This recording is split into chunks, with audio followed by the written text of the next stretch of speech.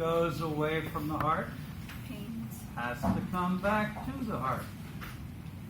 That's blood. And so, we have veins. This is what we need to cover today. All right. There are three main sources of blood coming back to the heart. Okay? All right. They are superior vena cava, inferior vena cava, and something called coronary sinus. There's also the pulmonary veins, okay, which are bringing blood back from the lungs. Okay?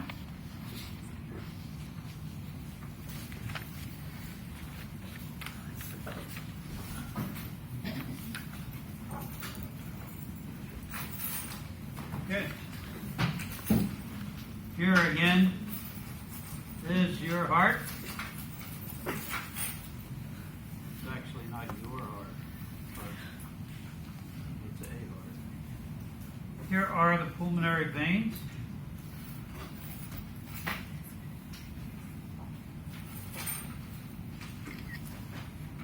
Oh, vertically challenged.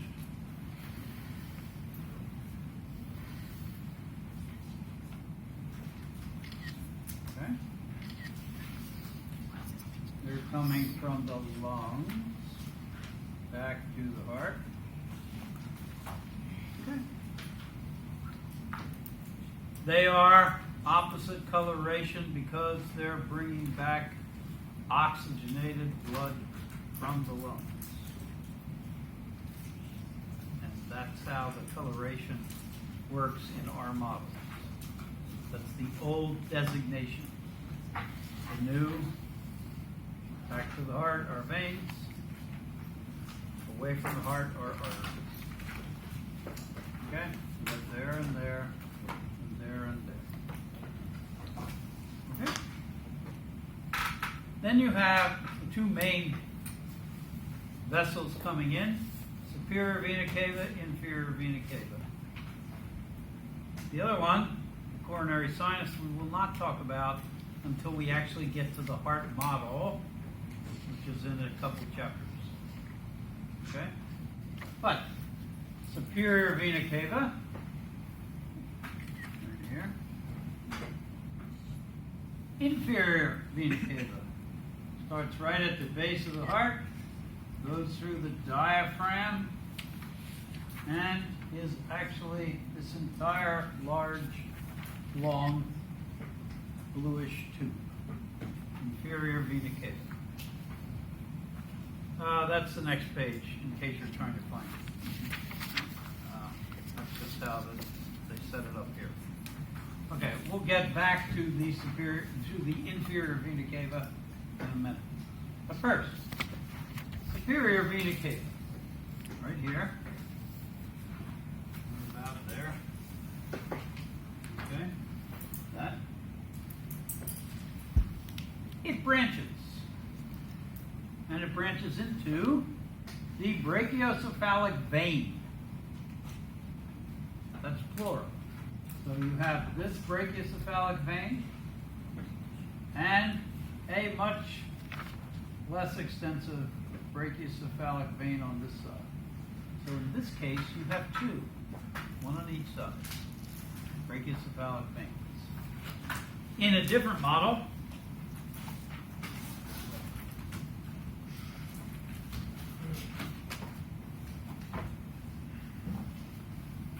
the brachiocephalic veins are a little more obvious. Here and here.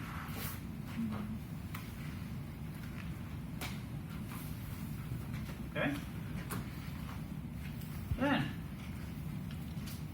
the brachiocephalic veins branch, as you would expect. They give you these tubes. These are the internal jugular veins. Left internal jugular, right internal jugular. The other branch gives you the subclavian vein. Right subclavian vein. Much of the left subclavian vein. They don't show you the branch point over there. Internal jugular vein, subclavian vein merge to give you brachiocephalic vein. Brachiocephalic veins merge to give you superior vena cava. All right. In some models,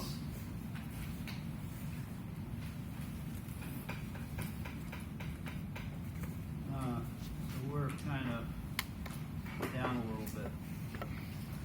Okay.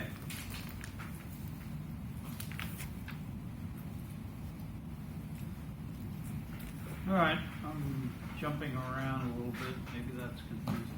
Okay. The superior vena cava has a blood vessel, a vein, that actually comes up right along your spinal column, along right behind your heart. You cannot see it on any of these models, but you can see it on Baldy. It comes right up along your spinal column. It drains the intercostal veins, which are right next to the intercostal arteries between your ribs. They go into this vein. It's called the azygous vein. Azygous. It's this gray tube coming right up here.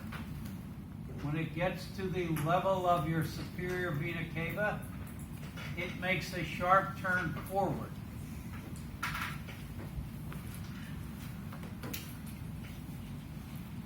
And sticks out right there.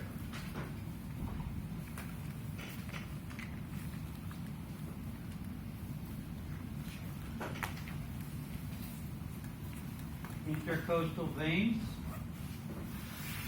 merge with azygous vein, which makes a turn forward and goes right into the back of your superior vena cava. You can actually see it. You can't see the azygous vein completely, but on thorax model,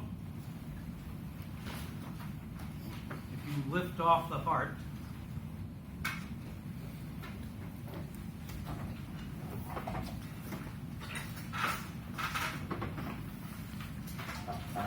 you can see the part that's coming forward. Right there. Coming up. Can't see it. Then it comes forward.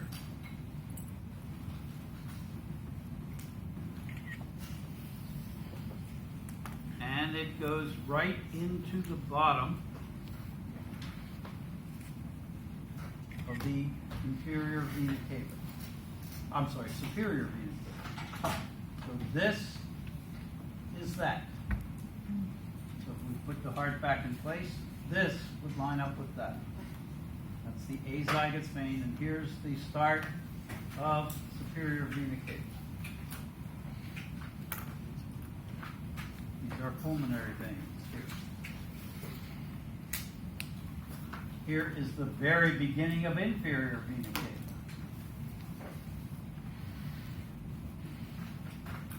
Is that a question? No? Okay.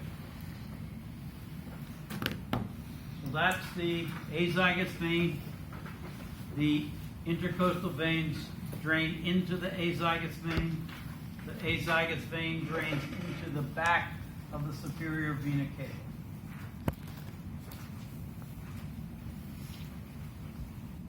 In addition, you okay with that?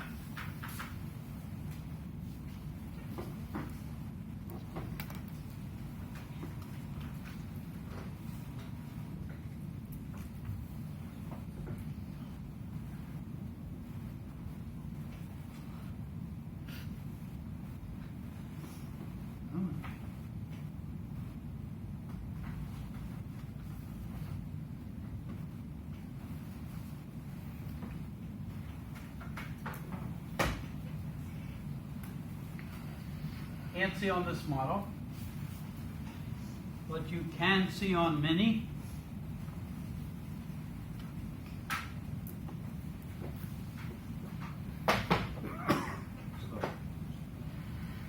Right?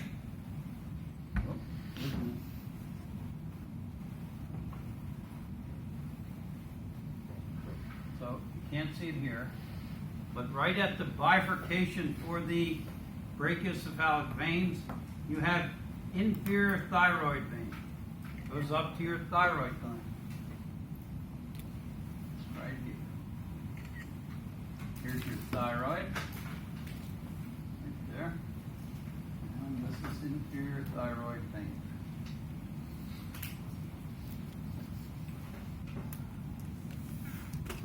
You can see brachiocephalic veins in Mini also. This is superior vena cava. Then you have internal jugular veins, and you have subclavian veins to start on this one.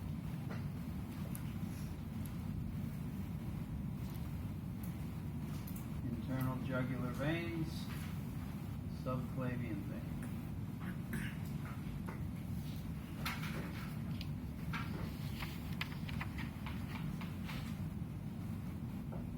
All right. There are, in addition, external jugular veins. These cannot be, they're more lateral, draining into the subclavians. So it would be about here. Internal jugular, external jugular. Can you see that? It's nice, isn't it? It is visible though, not on Mini.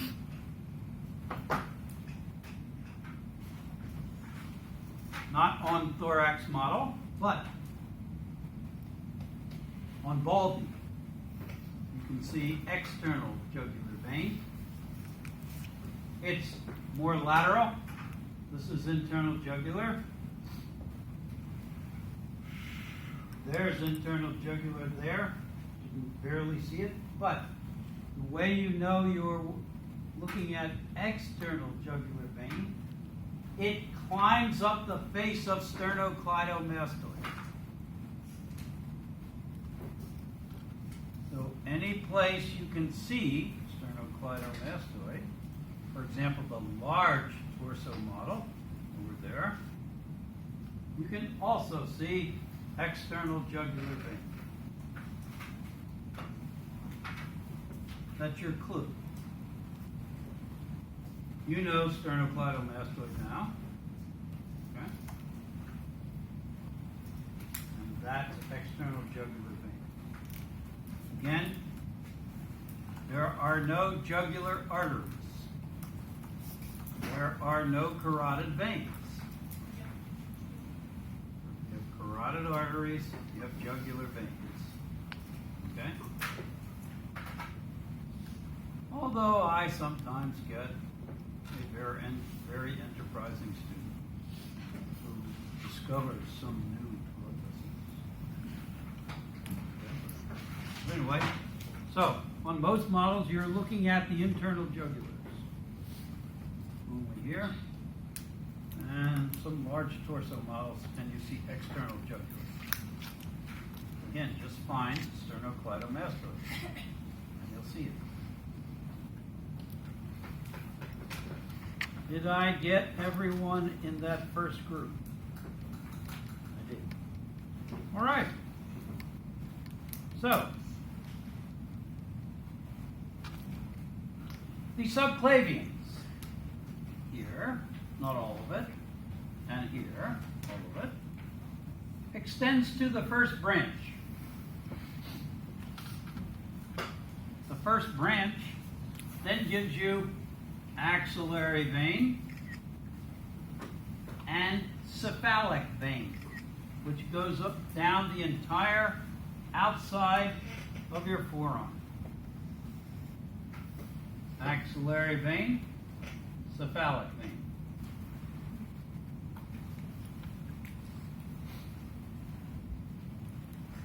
The axillary vein then branches right here, and it's going to give you this and this continuing in the middle. So your forearm actually has 3 veins in there. The one on the outside referring to anatomical position, always. There's a middle one. This is the brachial vein, goes right down in the middle. And on the inside, you have basilar, or sometimes called basilar. You might see that. I'm talking about the same one. Cephalic, brachial, basilar. Okay? What do you think? You do not need to go all the way down to radial and ulnar veins. They're not included. They're down there. You don't need to identify them. Cephalic on the outside, brachial in the middle, basilar on the inside. Why is it not blue? What's that? Why is it not blue? Why is what not blue? Brachial. It is blue. It just doesn't extend. Yeah. It just keeps on going down. They chopped it. Why? I don't know why.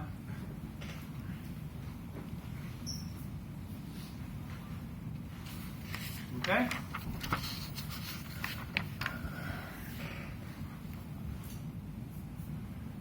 Questions on that? Subclavian branches to give you cephalic and axillary. Axillary branches to give you brachial and basilar.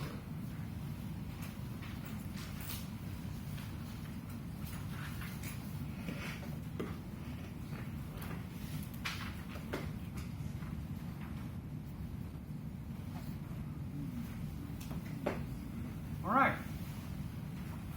Inferior vena cava starts right at the bottom of your heart. This little blue part here. It's going to go through the diaphragm and become more of the inferior vena cava. Big, long, bluish tube.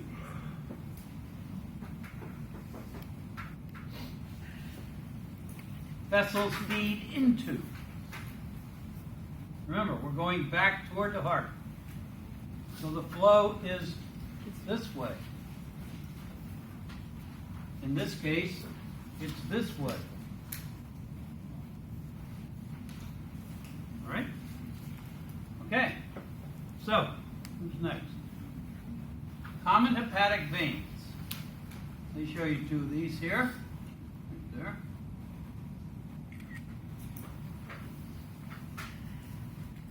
Again, they're coming from the liver, draining the liver into the inferior vena cava.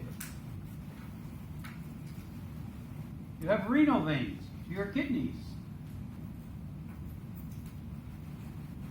Here and there.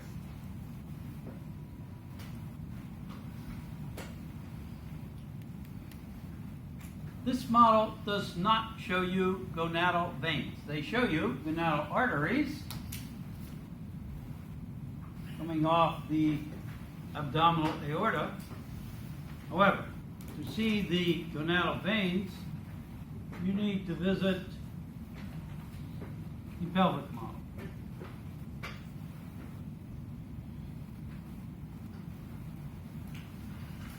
These are the gonadal veins, including this little network.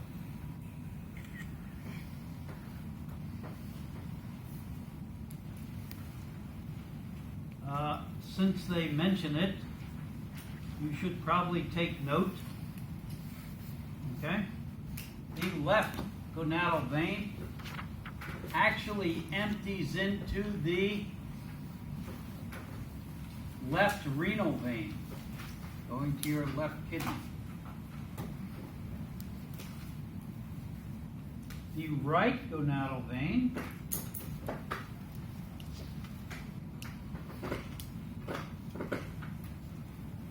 actually drains right into the inferior vena cava. So they connect with slightly different vessels.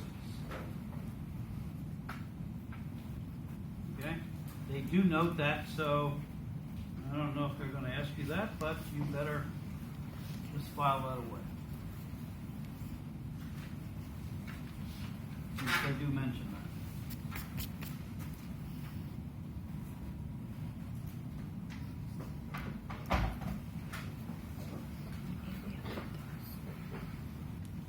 If you come down, keep coming down, the inferior vena cava splits, just like the abdominal aorta did.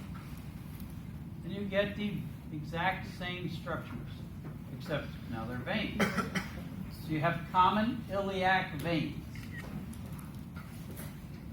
right? You get a split to give you internal iliac veins.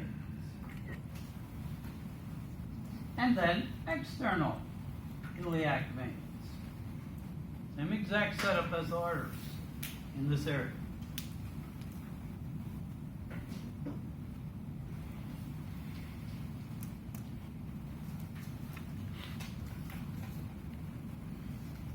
Once you get outside the body wall, again, the common iliac vein, not the common iliac vein, the external iliac vein becomes the femoral vein, which is also this.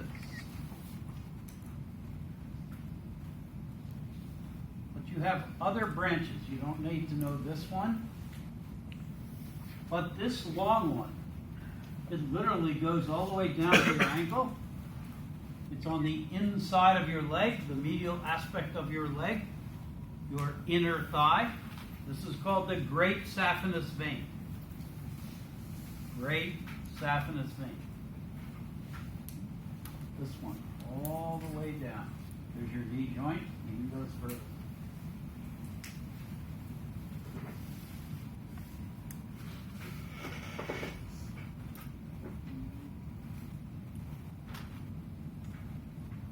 The femoral vein continues on. When it gets behind your knee joint, exactly like the artery, it becomes the popliteal vein. However, this is a frontal view, so you can't see it. And on this side view, they didn't put the vein. So, where can you see it? Since it's listed, there must be a place. And in fact, there is.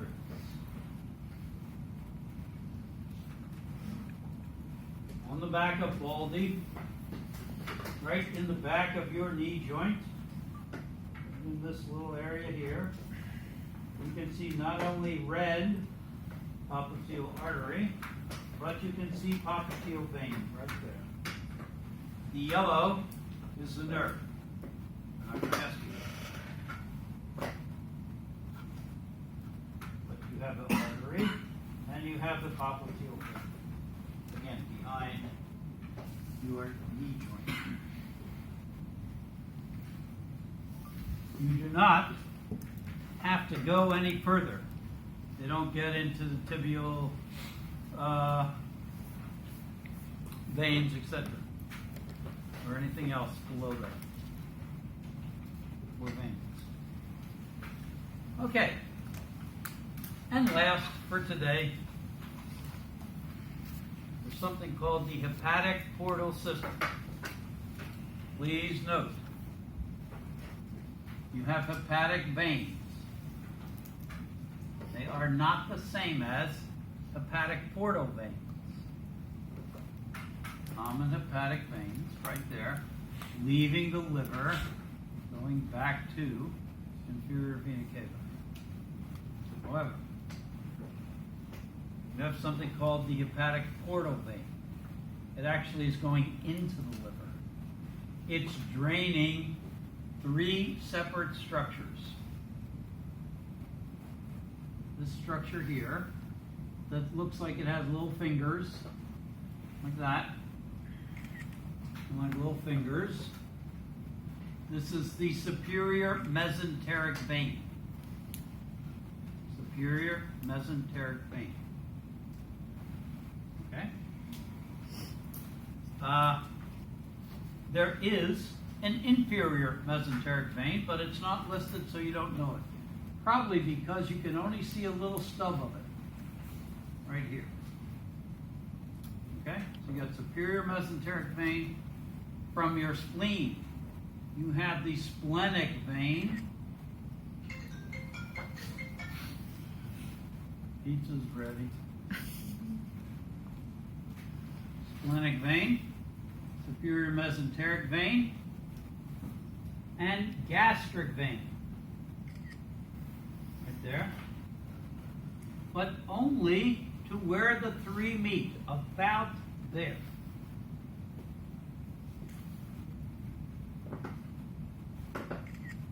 Gastric, splenic, superior mesenteric. All merge, and this starts the hepatic portal vein. This curved, kind of purplish or lavender structure. It's right next to the common hepatic artery.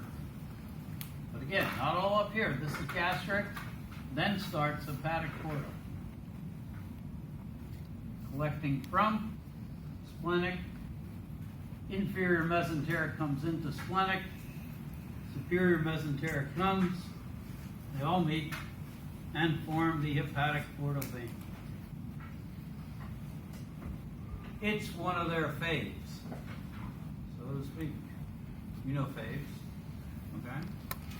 So make sure you can understand the hepatic portal system. They're undoubtedly going to ask you something about it. It's virtually guaranteed. You put your money down, okay? It's just one of those ones that I like to ask you. So the likelihood is as close to 100% as you can get. All right? Questions on the veins?